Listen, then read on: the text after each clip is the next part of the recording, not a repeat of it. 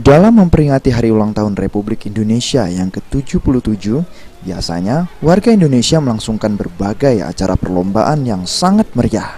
Seperti yang terlihat di Jalan Jenderal Sudirman, Lorong Haji Abdul Roni, Palembang.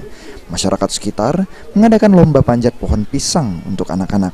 Di sana terlihat ada 4 batang pohon pisang yang pasang hadiah, yang dibagi kategori untuk anak wanita dan laki-laki.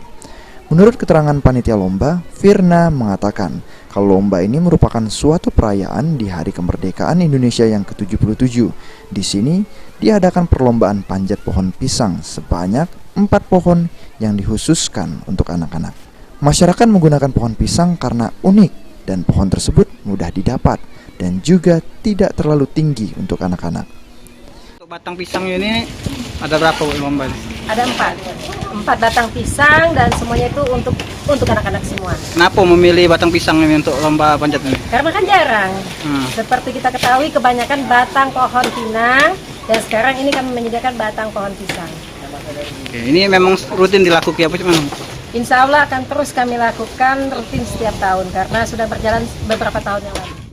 Biasanya, lomba panjat pohon pisang ini memang rutin dilaksanakan di kampung tersebut untuk memeriahkan HUT RI ke-77.